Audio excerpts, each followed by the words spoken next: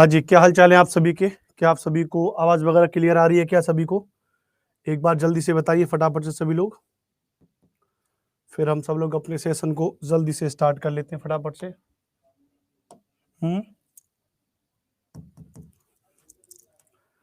Sir आ गए हैं, अब कमेंट ऑफ होगी। अच्छा, बिल्कुल कमेंट ऑफ होगी। आज नहीं सर, अच्छा।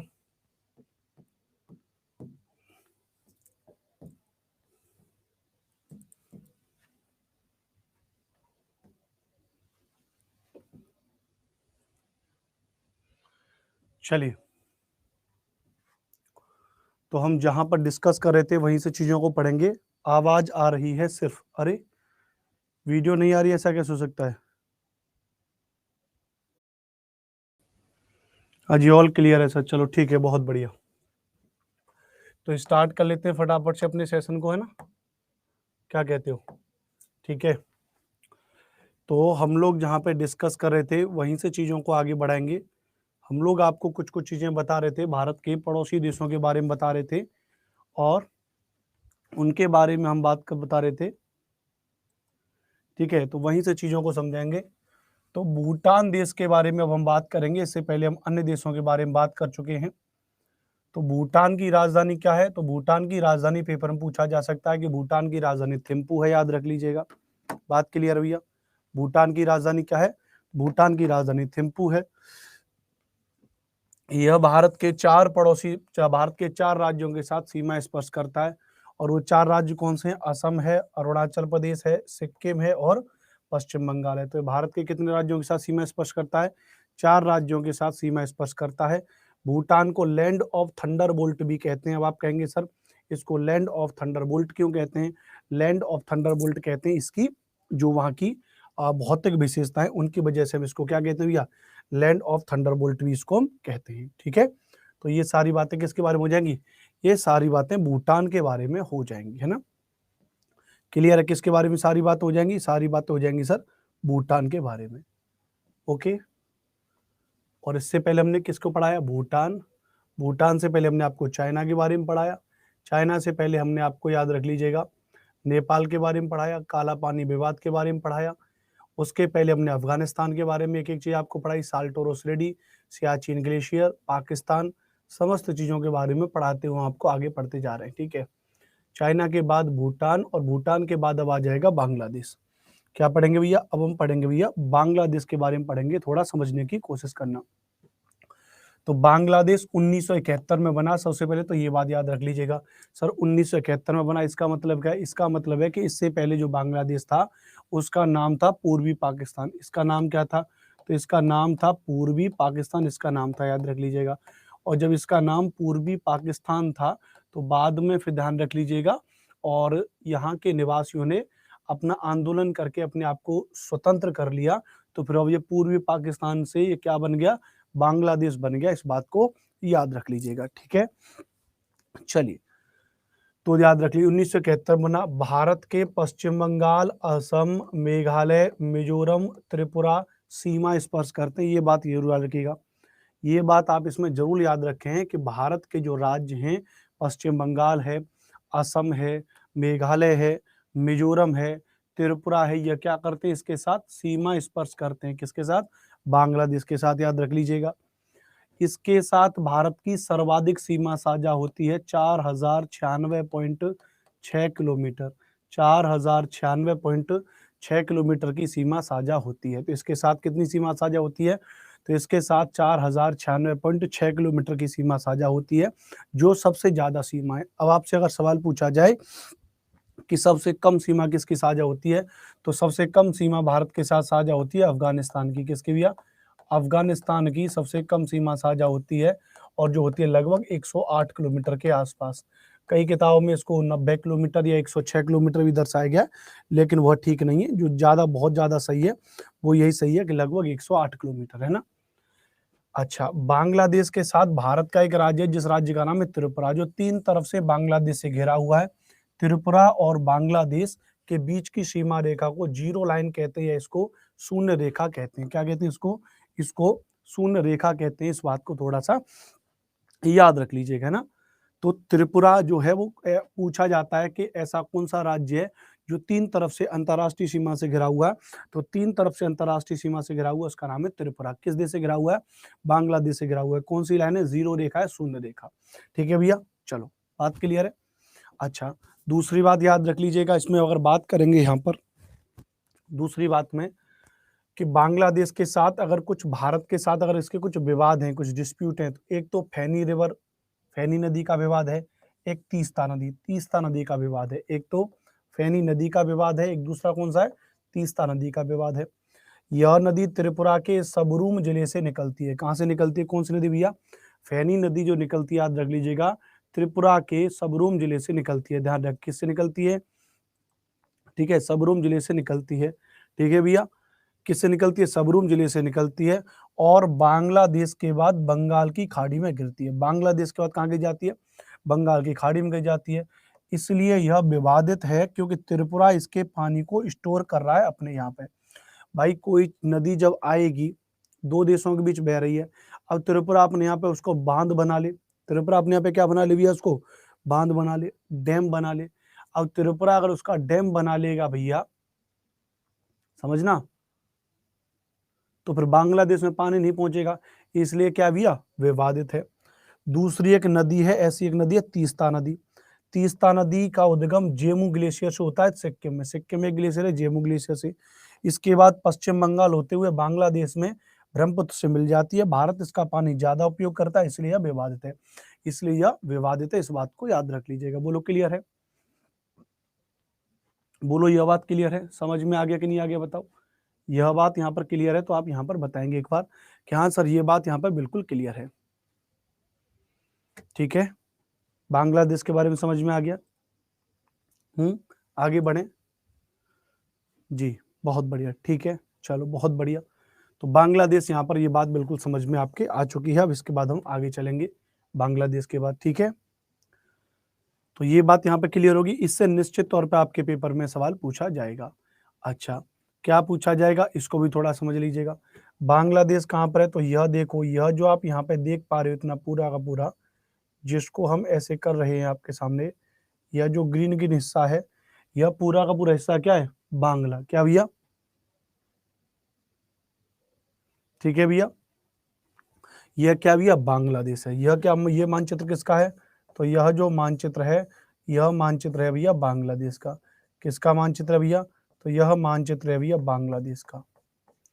अब जब यह मानचित्र बांग्लादेश का है, तो इसी बांग्लादेश में अगर आप थोड़ा ध्यान से देखेंगे, तो इसी बांग्लादेश में यहाँ पर ये क्या है? त्रिपुरा है। यहाँ पर ये क्या भी है? त्रिपुरा। तो एक तरफ से तो त्रिपुरा असम से घिरा हुआ है, बाकी 3 तरफ से अगर आप देखेंगे तो त्रिपुरा किससे घिरा हुआ है? बांग्लादेश से। तो इसी बीच की सीमा रेखा को क्या कहते हैं? इसी को हम कहते हैं जीरो लाइन, इसी को हम कहते हैं शून्य रेखा। इसी को हम क्या कहते हैं? शून्य रेखा कहते हैं। इसी को हम क्या कहते हैं भैया? जीरो लाइन कहते हैं। बोलो क्लियर है? इसी को हम क्या कहते हैं? जीरो लाइन या शून्य रेखा कहते हैं। दूसरी बात, यहाँ पे इसका नाम बांग्लादेश रखा है, लेकिन अगर आप देखो तो यहाँ पे इसका नाम क्या लिखा हुआ है? तो यहाँ पे इसका नाम लिखा हुआ है ईस्ट पाकिस्तान। यहाँ पे इसका नाम क्या लिखा हुआ है? वेस्ट पाकिस्तान। क्या भैया? वेस्ट पाकिस्तान। ईस्ट पाकिस्तान और वेस्ट पाकिस्तान। तो ईस्ट पाकिस्तान 1971 में क्या हो गया? आजाद हो गया। और ये किसके नाम से हो गया भैया? इसका नाम पड़ गया बांग्लादेश हो गया, है ना। इसके आजादी में किस व्यक्ति का योगदान था? उस व्यक्ति का नाम ध्यान रखना, शेख मुजीबुर रहमान। तो शेख मुजीबुर रहमान, तो शेख मुजीबुर रहमान जो थे, याद रख लीजिएगा, इनको बांग्लादेश का राष्ट्रपिता भी कहते हैं। बांग्लादेश का राष्ट्रपिता भी कहते हैं। बांग्लादेश के राष्ट्रपति भी रह चुके, प्रेसिडेंट भी रह चुके हैं ये शेख मुजीबुर रहमान। शेख मुजीबुर रहमान की ही बेटी हैं जिनका नाम है शेख हसीना जुल्फों वाली। क्या भैया? तो इन्हीं की बेटी है शेख हसीना जुल्फों वाली। जुल्फों वाली नहीं, नाम है उनका शेख हसीना। शेख हसीना बेटी है किसकी भैया? इनकी। और यहाँ पे क्या चल रहा है भैया? शेख हसीना यहाँ की इनकी बेटी है। और ये कौन है भैया? ये अभी प्रधानमंत्री किसकी भैया? बांग्लादेश की। ये अभी प्रधानमंत्री भैया किसकी भैया? बांग्लादेश की प्रधानमंत्री है। ठीक है भैया, चलो क्लियर है। तो ये बात यहाँ पर हो जाएगा। तो पूरे बांग्लादेश के स्वतंत्र होने में अहम योगदान रहा था किसका भैया? शेख मुजीबुर रहमान का। ठीक है, ठीक है भैया, चलो क्लियर है। यहाँ पे ये बात समझ में आ गई कि नहीं आ गई? ठीक है, बहुत बढ़िया। आगे चलेंगे, अगले सवाल पे चलेंगे। अगले सवाल पे बात करेंगे। जैसे एक चीज आपके लिए नई है, सीखने लायक, इसको थोड़ा समझना। एक शब्द होता है जिस शब्द को हम कहते हैं एनक्लेव। क्या होता है भैया? एक शब्द होता है जिस शब्द को हम कहते हैं एनक्लेव कहते हैं। एनक्लेव क्या होता है उसके बारे में बात करेंगे। An area of portion of a country which surrounded by other country. An area of portion of a country which surrounded by other country, यानी एक देश का ऐसा भाग जो दूसरे देश में स्थित हो या घिरा हो, तो उसको हम क्या कहते हैं भैया? उसको हम एनक्लेव कहते हैं। उसको हम क्या कहते हैं भैया? एनक्लेव कहते हैं, याद रख लीजिएगा। तो एक देश का ऐसा भाग जो दूसरे देश में स्थित हो या उससे घिरा हो, तो उसको हम क्या कहते हैं? एनक्लेव कहते हैं। कैसे? एक कोई एक देश है, इसका ये थोड़ा हिस्सा यहाँ पर है, और लेकिन यह हिस्सा घिरा हुआ किससे भैया? बी देश से। तो ए का क्या होगा? ये एनक्लेव हो गया, जो कहाँ पर है भैया? बी देश में। बी का मान लेते हैं कोई एक हिस्सा यहाँ पर है, तो ये क्या हो जाएगा? बी का एनक्लेव हो जाएगा यहाँ पे। ऐसा कब हुआ भाई? जब स्वतंत्रता के बाद जब बंटवारे का मामला हुआ, तब थोड़ा सा मामला क्या हुआ? गड़बड़ हुआ, है ना? है ना? 30 सेकंड का समय देना दोस्तों, 30 सेकंड का समय देना।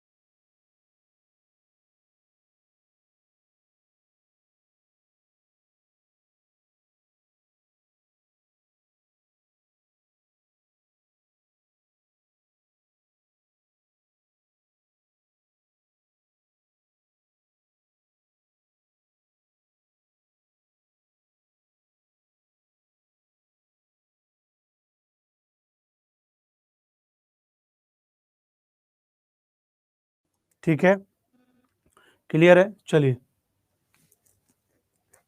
है ना सर, बीच देश में कैसे घुस गया? तो वही तो बंटवारे का समय का मामला था ना, इसलिए बंटवारे के समय के मामला था। दोनों देशों को एक दूसरे का क्या कहेंगे? एनक्लेव कहते हैं। तो फिर 1974 में इंदिरा गांधी जी की सरकार थी, तब एक कानून आया जिसको हम कहते हैं लैंड बाउंड्री एग्रीमेंट, जिसको हम कहते हैं एलबीए कानून आया।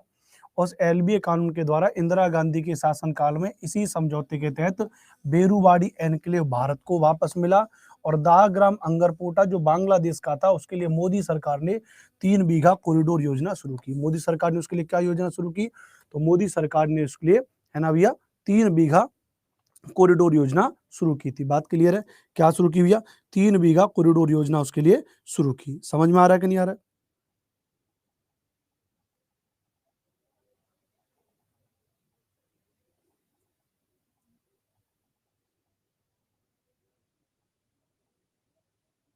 ठीक है, क्लियर है? आगे चलेंगे, अगले प्रश्न में याद रख लीजिएगा।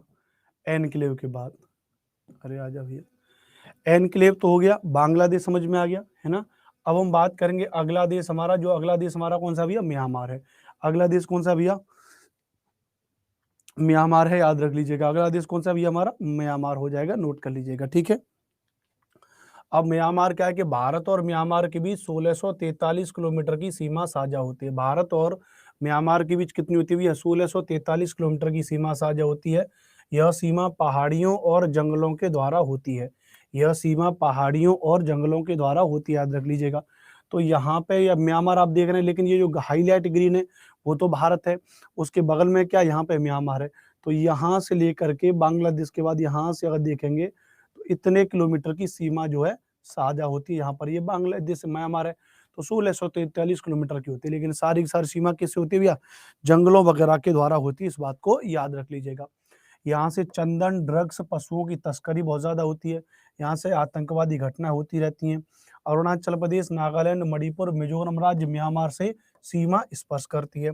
म्यांमार की सबसे लंबी नदी इरावदी नदी है, तथा सबसे लंबी पर्वत श्रृंखला अराकान योमा है, तथा सबसे ऊंचा पर्वत हकाका बोराजी है। कौन है भैया सबसे ऊंचा पर्वत? कौन सा भैया? हकाका बोराजी है ना, याद रख लीजिएगा। तो म्यांमार की सबसे प्रमुख नदी कौन सी है? इरावदी नदी है, याद रख लीजिएगा। इसे कंट्री ऑफ गोल्डन पैगोडा, स्वर्ण पैगोडा का देश कहते हैं। म्यांमार को हम क्या कहते हैं भैया? स्वर्ण पैगोडा का देश कहते हैं। और इसको स्वर्ण पैगोडा का देश क्यों कहते हैं भैया? स्वर्ण पैगोडा के देश का मतलब है कि जो भगवान बुद्ध हैं, याद रख लीजिएगा, जो बुद्ध का स्टैचू है, जो बुद्ध की मूर्ति है, तो बुद्ध की मूर्ति के ऊपर, जैसे मान लिया कि ये बुद्ध की ऐसी मूर्ति है, तो उस बुद्ध की मूर्ति के ऊपर ऐसे करके एक सोने का एक छत्र टाइप का बना होता है। ऐसे करके एक सोने का छत्र होता है, किसका? गोल्डन, गोल्ड, सोने का एक छत्र टाइप का होता है, जिसको पैगोडा कहते हैं। क्या कहते हैं भैया? जिसको पैगोडा कहते हैं। और म्यांमार में बौद्ध धर्म को मानने वाले लोग बहुत ज्यादा हैं, तो ऐसे वहां पे बुद्ध की मूर्ति के ऊपर सोने के छत्र टाइप के, पैगोडा टाइप के बहुत ज्यादा पाए जाते हैं। इसलिए अंतरिक्ष से आप देखेंगे या आसमान से आप देखेंगे तो आपको ऐसे बहुत सारे पैगोडा दिखाई देते हैं, इसलिए हम इसको कंट्री ऑफ गोल्डन पैगोडा भी कहते हैं। 1937 में म्यांमार भारत से अलग हो गया था। 1937 में क्या हो गया था भैया? म्यांमार भारत से अलग हो गया था। और इसी म्यांमार का पूरा नाम क्या था? तो म्यांमार का पूरा नाम था बर्मा। म्यांमार का पूरा नाम क्या था भैया? बर्मा था, याद रख लीजिएगा। बोलो क्लियर है भैया? नहीं जी, समझ में आ गया कि नहीं आ गया है? समझ में आया कि नहीं आया यहाँ पे?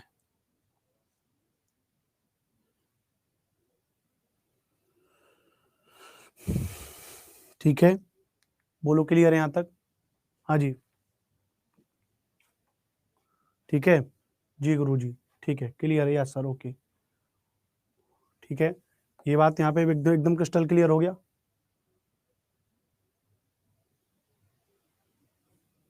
चलिए आगे बात करेंगे, ये बात क्लियर होगी भैया। नेक्स्ट प्रश्न, म्यांमार के बाद अब आगे बात करेंगे। म्यांमार के बाद अब हम जो आगे बात करेंगे वो हम बात करेंगे श्रीलंका के बारे में। किसके बारे में बात करेंगे? म्यांमार के बाद हम बात करेंगे श्रीलंका के बारे में बात करेंगे। क्या बात करेंगे श्रीलंका के बारे में? कि यह भारत के साथ जलीय सीमा का निर्धारण करता है। यह भारत के साथ जलीय सीमा का निर्धारण करता है। एक बात ध्यान रख लीजिएगा, इस सैटरडे को, क्या भैया?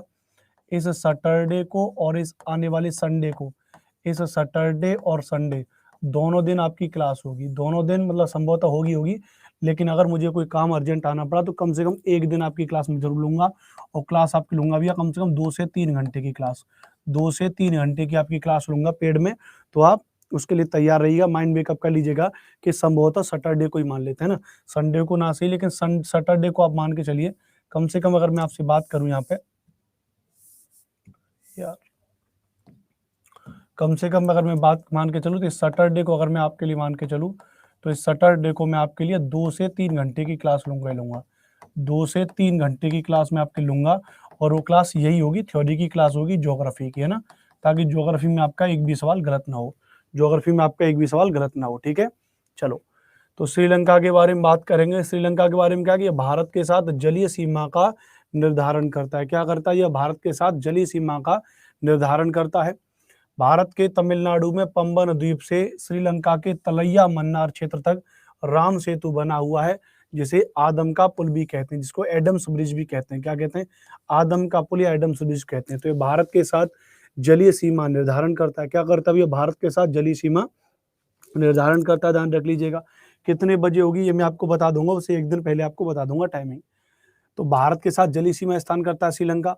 भारत के तमिलनाडु में पंबन द्वीप है, वहां से श्रीलंका के तलैया मन्नार क्षेत्र तक राम सेतु बना हुआ है, जिसको हम क्या कहते हैं? आदम का पुल भी कहते हैं, याद रख लीजिएगा, ठीक है भैया। दूसरी बात, इसका आकार नारियल अथवा बूंद की आकृति का, कोकोनट एंड ड्रॉप शेप का है। किसका? श्रीलंका का। आपने मानचित्र में भी देखा होगा, आपने मानचित्र भी देखा होगा। श्रीलंका की गंगा कहते हैं श्री महावेली गंगा है, जो बहुत ही पवित्र और सबसे बड़ी है। तो श्रीलंका की गंगा किसको कहते हैं? तो श्री महावेली गंगा है, बहुत ही पवित्र और सबसे बड़ी नदी है। तो बहुत ही पवित्र और सबसे बड़ी है, याद रख लीजिएगा, क्या हो जाएगा? बहुत ही पवित्र और सबसे बड़ी है। तो श्रीलंका की गंगा किसको कहते हैं भैया? तो श्रीलंका की गंगा कहेंगे हम श्री महावेली गंगा को कहेंगे, जो बहुत ही पवित्र और सबसे बड़ी नदी है, याद रख लीजिएगा, ठीक है। भारत और श्रीलंका जो है पाक पाक जल संधि से जुड़े हुए हैं। किससे जुड़े हुए हैं? पाक जल संधि से जुड़े हुए हैं। अब कुछ लोग कहते हैं सर जल संधि, सर ये कौन सी जल संधि है? पाक जल संधि। क्या पाकिस्तान के ऊपर नाम रखा गया? पाक नहीं भैया, पाक का नाम है जो मद्रास के अंग्रेज शासक के नाम पर रखा गया है। मद्रास के अंग्रेज शासक थे, याद रख लीजिएगा, उनके नाम पे इसका नाम रखा गया पाक जल संधि, याद रख लीजिएगा, ठीक है भैया।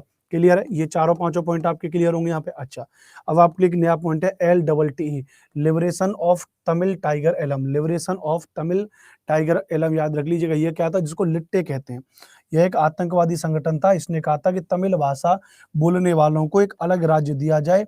इसी संगठन ने हत्या कर दी राजीव गांधी जी की। किसने भैया, इसी संगठन ने हत्या की थी राजीव गांधी जी।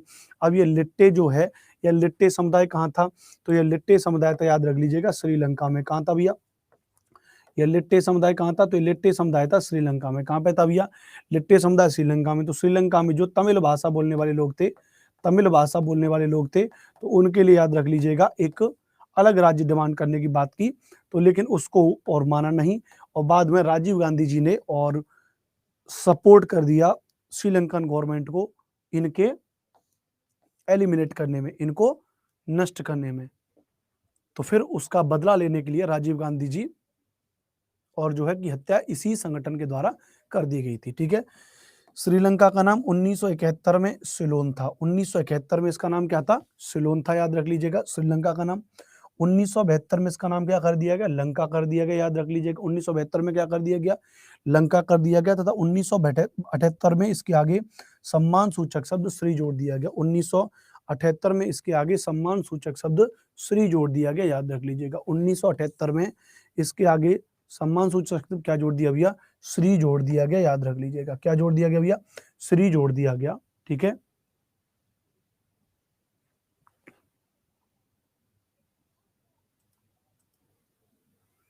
ठीक है भैया, चलिए,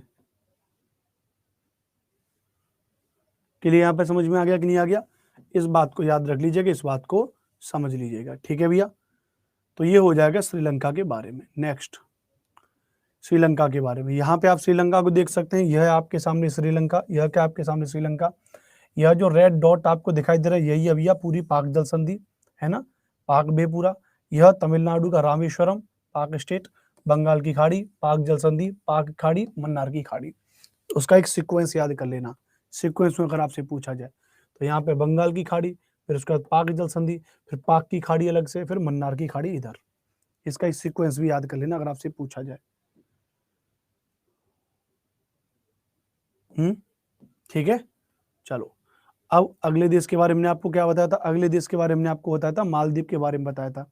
किसके बारे में बताया था, मालदीव के बारे में बताया था। तो हम पढ़ेंगे किसके बारे में, मालदीव के बारे में। मालदीव भारत के साथ जलीय सीमा बनाता है और अरब सागर में स्थित है। मालदीव कहाँ स्थित है, तो मालदीव स्थित है अरब सागर में। भाई ये भारत है, भारत के साइड में क्या अरेबियन सी है, भारत के साइड में क्या भी बे ऑफ बंगाल है, बंगाल की खाड़ी है। इस साइड में बंगाल की खाड़ी, इस साइड में क्या अरब सागर है। सर जी राम सेतु जो राम जी ने बनवाया था वही है ना, हाँ जी वही है ना। तो ये कहाँ पे, अरब सागर में। यह एक प्रवाल, यह एक प्रकार का प्रवाल द्वीप है। प्रवाल द्वीप को अंग्रेजी में बोलते हैं कोरल आइलैंड। क्या भैया, कोरल आइलैंड है। कोरल आइलैंड का मतलब क्या है, प्रवाल द्वीप का मतलब क्या है, प्रवाल जीव के द्वारा निर्मित है। याद रख लीजिएगा कि यह एशिया का सबसे छोटा देश है। यह क्या भैया, एशिया का सबसे छोटा देश है। 8 डिग्री चैनल, मिनिकॉय और मालदीव को अलग अलग करता है। 8 डिग्री चैनल मिनिकॉय और मालदीव को अलग अलग करता है। 9 डिग्री चैनल लक्षद्वीप और मिनिकॉय के बीच में, 9 डिग्री चैनल लक्षद्वीप और मिनिकॉय के बीच में, याद रख लीजिएगा। तो मालदीव के बारे में क्या कहेंगे, ये बात हो जाएगी। तो भारत के साथ जलीय सीमा बनाता है और अरब सागर में स्थित है। यह एक प्रकार का प्रवाल द्वीप है, यह एक प्रकार का प्रवाल द्वीप है। एशिया का सबसे छोटा देश है। 8 डिग्री चैनल मिनिकॉय और मालदीव को अलग अलग करता है। 8 डिग्री चैनल लक्षद्वीप और मिनिकॉय के बीच में है। 8 डिग्री चैनल लक्षद्वीप और मिनिकॉय के बीच में है। ठीक है, चलिए, क्लियर, बताओ समझ में आ गया कि नहीं आ गया यहाँ पे मालदीव को लेकर के। ये यहाँ पे लोकेशन है मालदीव। अच्छा, मालदीव की राजधानी क्या है, तो मालदीव की राजधानी हो जाएगी माले। ठीक है सर, इसमें चैनल का मतलब क्या होता है, चैनल का मतलब होता है पानी का संकरा क्षेत्र, पानी का संकरा क्षेत्र। अब आप कहेंगे सर संकरा का मतलब क्या है, हल्का क्षेत्र, जहाँ पे बहुत अधिक गहराई ना हो। वहां पे क्या हुआ, बहुत अधिक गहराई ना हो, बहुत अधिक गहराई ना हो, बहुत अधिक गहराई ना हो। और जब वहां पे बहुत अधिक गहराई नहीं होगी, याद रख लीजिएगा, क्या नहीं हुई, बहुत अधिक गहराई नहीं होगी, तो इसके लिए एक शब्द और प्रयोग करते हैं, छिछला समुद्र। क्या शब्द इसके लिए प्रयोग करते हैं, इसके लिए छिछला समुद्र प्रयोग करते हैं। क्या करते हैं भैया, इसके लिए छिछला समुद्र प्रयोग करते हैं, याद रख लीजिएगा, है ना। समझ में आ गया कि नहीं आ गया, तो ये सारी बातें आपके लिए हो जाएंगी। बोलो क्लियर है। तो यह मालदीव हो जाएगी, पीडीएफ में मैंने पूरा लगा दिया था। अच्छा, मालदीव के बाद देखिए बड़ा महत्वपूर्ण पॉइंट है, ध्यान रख लीजिएगा, जिसको हम कहते हैं भारत के प्रमुख तट, कोस्टल जो तट होते हैं, कोस्ट होते हैं ना, यह पूरा भारत है। यह क्या भैया, अब पूरा आपका यहाँ पे भारत है ना, यह क्या भैया, पूरा आपका भारत है। और जब भारत है यहाँ पे, याद रख लीजिएगा, तो यहाँ पे गुजरात, गुजरात का जो तट है उसको बोलते हैं काठियावाड़ तट। गुजरात का जो तट है उसको क्या बोलते हैं भैया, काठियावाड़ तट बोल देते हैं। महाराष्ट्र और गोवा का जो तट है उसको बोलते हैं कोंकण तट बोल देते हैं। कर्नाटक और केरल का जो तट है उसको मालाबार तट बोल देते हैं। अकेले कर्नाटक के तट को कन्नड़ तट बोल देते हैं। तमिलनाडु से आंध्र प्रदेश तक के तट को कोरोमंडल तट बोल देते हैं। उड़ीसा के तट को उत्तरी सरकार तट बोल देते हैं। जबकि उड़ीसा के तट को क्या बोल देते हैं, उत्कल तट बोल देते हैं। क्या बोल देते हैं, उत्कल तट। उड़ीसा के तट को ही उत्कल तट बोल देते हैं। उड़ीसा के तट को ही उत्तरी सरकार तट बोल देते हैं। तमिलनाडु से आंध्र प्रदेश तक के तट को कोरोमंडल तट बोल देते हैं। कर्नाटक के तट को कन्नड़ तट भी बोल देते हैं। कर्नाटक केरल के तट को मालाबार तट भी बोल देते हैं। महाराष्ट्र गोवा के तट को कोंकण तट बोल देते हैं। गुजरात के तट को काठियावाड़ तट बोल देते हैं। याद कर लेना है ना, इनको याद कर लेना। अभी इसकी पीडीएफ टेलीग्राम पर भी आपके सामने भेज दूंगा, ठीक है। आगे भारत के कुछ महत्वपूर्ण चैनल हैं, याद रख लीजिएगा। भारत के क्या महत्वपूर्ण चैनल, जैसे 8 डिग्री चैनल मालदीव और मिनिकॉय को अलग करता है, याद रख लीजिएगा, मालदीव और मिनिकॉय को अलग करता है। मिनिकॉय अपने भारत का एक हिस्सा है। 9 डिग्री चैनल की बात करेंगे, 9 डिग्री चैनल लक्षद्वीप व मिनिकॉय को अलग करता है। लक्षद्वीप द्वीप है और मिनिकॉय उसके बीच में, याद रख लीजिएगा, ठीक है। 10 डिग्री चैनल की बात करेंगे तो वह अंडमान व निकोबार को अलग करता है। 10 डिग्री चैनल की बात करेंगे तो यह अंडमान व निकोबार को अलग करता है। ग्रेट चैनल की बात करेंगे तो यह सुमात्रा जो इंडोनेशिया का हिस्सा है, निकोबार जो भारत का हिस्सा है। तो यहाँ पे निकोबार जो भारत का हिस्सा है, यहाँ पे सुमात्रा जो इंडोनेशिया का हिस्सा है, उसके बीच में हो जाएगा ग्रेट चैनल। वहीं कोको चैनल हो जाएगा अंडमान और म्यांमार के बीच में। तो अंडमान का ऊपरी हिस्सा ये है यहाँ पे और म्यांमार का ऊपरी हिस्सा ये है, तो वहां पर हो जाएगा कोको चैनल जो है अंडमान और म्यांमार के बीच में हो जाएगा। पाक जलडमरू मध्य भारत और श्रीलंका के बीच में हो जाएगी। पाक जलडमरू मध्य किसके बीच हो जाएगी भैया, भारत और श्रीलंका के बीच में हो जाएगी। बोलो क्लियर है, समझ में आया कि नहीं आया यहाँ पे कि हाँ सर ये बात क्लियर है।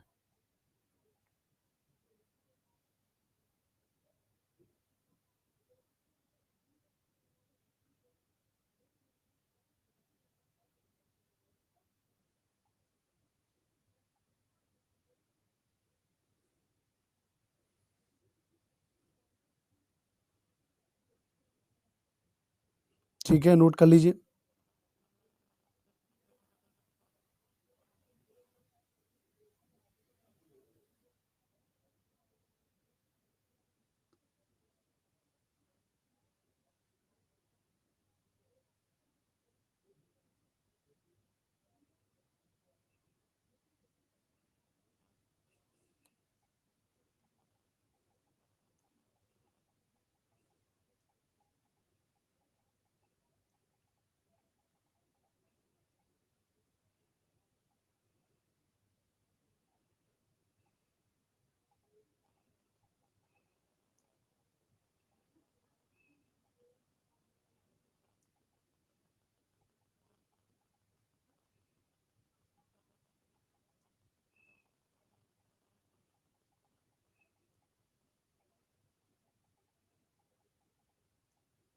ठीक है, चलो बहुत बढ़िया।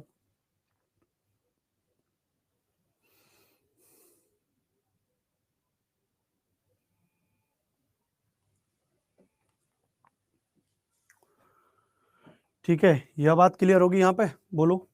हम्म,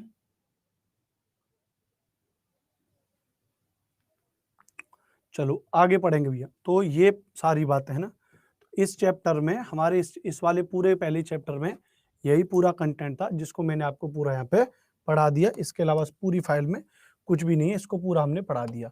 तो यह पूरा का पूरा मामला था। पहले तो मैं इसकी पीडीएफ आपको भेज दे रहा हूँ, है ना। तो आप टेलीग्राम चैनल तो आप ज्वाइन किए मेरा, SST बाई अनुपम सर के नाम से। जो लोग कहते हैं टेलीग्राम टेलीग्राम कैसे, तो SST बाई अनुपम सर के नाम से हमारा टेलीग्राम चैनल है ना। तो यहाँ पर हम आपको पहले तो मैं आपको इसकी पीडीएफ फाइल भेज दे रहा हूँ, ताकि आपको थोड़ा संतुष्टि मिल जाए, है ना। आपको जो चक्कर आते हैं पीडीएफ के नाम पे कि सर पीडीएफ नहीं मिली तो दिक्कत हो जाएगी, तो पहले तो मैं आपको उन चक्कर को आना बंद कर देता हूँ, है ना। मिल जा भाई, डॉक्यूमेंट डाउनलोड टेलीग्राम डेस्कटॉप कहाँ होगा जी, बताइए, समझ में नहीं आ रहा जी।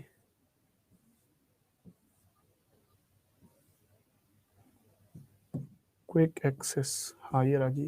तो भारत की स्थिति एवं विस्तार, तो लीजिए साहब ये हमने भारत की स्थिति एवं विस्तार वाला पीडीएफ जो है हमने अपने टेलीग्राम पर यहाँ पर भेज दिया। एक बार देख लेते हैं, हमारा वाला ये ना, हाँ जी हमारा वाला ये हमने आपको भेज दिया है। सबसे पहले तो आप इसकी पीडीएफ जा करके टेलीग्राम से ले लीजिए और उसको बढ़िया तरीके से पढ़ लीजिए। छोटी सी क्लास करेंगे क्योंकि आप ऑलरेडी पहले से क्लास पढ़ पढ़ के परेशान है, तो कम पढ़िए लेकिन मोटिवेट होकर के पढ़िए, टेंशन मत लीजिए, ठीक है भैया। चलिए, तो इसको आप जब तक डाउनलोड कर लीजिए और इसको पढ़ लीजिए, फिर हम आपसे आगे मुलाकात करेंगे, कल फिर से पढ़ेंगे। टेंशन मत लो, जो थोड़ा थोड़ा कम पढ़ा रहा हूँ इसलिए पढ़ा रहा हूँ ताकि बहुत सारे क्लास आप देखते हो परेशान हो जाते हो, है ना। ठीक है, आज की क्लास को यूँ रखेंगे। इस सैटरडे को टाइम बता दूंगा, 2 से 3 घंटे की ऑब्जेक्टिव क्वेश्चन और थ्योरी को मिला के प्रैक्टिस करा दूंगा। इतना बढ़िया पढ़ा रहा हूँ, पीडीएफ आपको दे रहा हूँ, अच्छा लगे तो एक बार ऑफ जो आप फीडबैक दे करके जरूर जाना। थैंक यू वेरी मच, जय हिंद।